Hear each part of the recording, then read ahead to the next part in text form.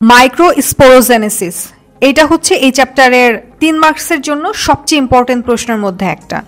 তো এটা ফ্রিকোয়েন্টলি যতবারই আসছে 3 মার্কসের জন্যই আসছে। ওকে, সো মাইক্রোস্পোরোজেনেসিস প্রসেসটা কিভাবে হয় আমি ডিটেইলটা এখন তোমাদের কাছে এক্সপ্লেইন করব, ছবি সহ দেখাই দিব।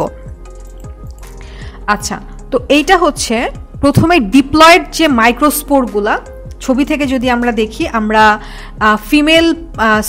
মেল পার্ট যেটা আছে অ্যান্ড্রোসিয়াম, ওইটার একটা ইম্পর্টেন্ট পার্ট ছিল হচ্ছে স্ট্যামেন। স্ট্যামেনের স্যাক লাইক পোর্শনের নাম ছিল অ্যান্থার। এই অ্যান্থারের ভেতরে ডিপ্লয়েড মাইক্রোস্পোরগুলো থাকে।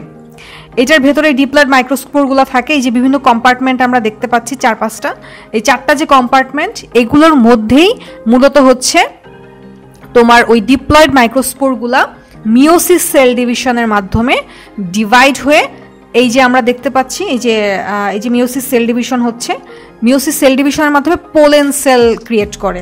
এই লাস্ট যে স্টেপের যেটা আমরা দেখতে পাচ্ছি এটার নামই হচ্ছে পোলেন সেল।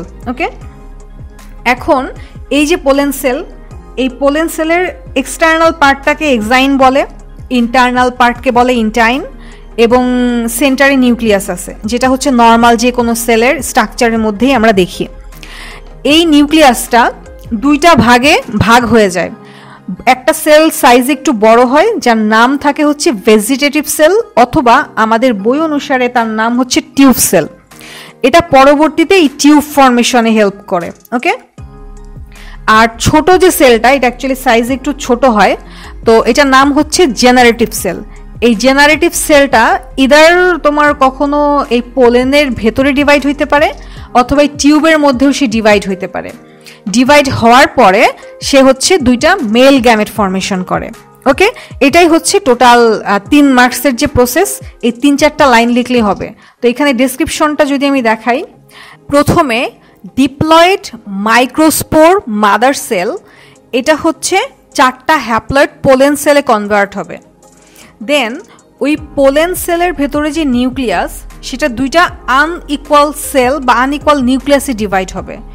যেটা বড় তার নাম হবে টিউব সেল, এবং এটা পরবর্তীতে পোলেন টিউবে কনভার্ট হবে। দেন ছোট সাইজের যে সেল, তার নাম হচ্ছে জেনারেটিভ সেল, যেটা হচ্ছে মাইটোটিক সেল ডিভিশনের মাধ্যমে দুইটা মেল গ্যামেটে কনভার্ট হবে। সো এভাবেই হচ্ছে মাইক্রোস্পোরোজেনেসিস প্রসেসের মাধ্যমে দুইটা মেল গ্যামেট প্রোডাকশন হয়।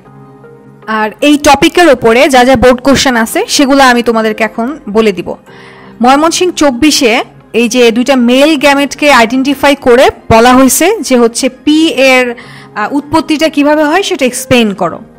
একইভাবে এখানেও এই যে মেল গ্যামেট এই ছবির মধ্যে লেবেল করে একই অ্যান্সারই তারা জানতে চেয়েছে যে এটা কিভাবে ক্রিয়েট হয় সেটা তুমি এক্সপ্লেইন করো।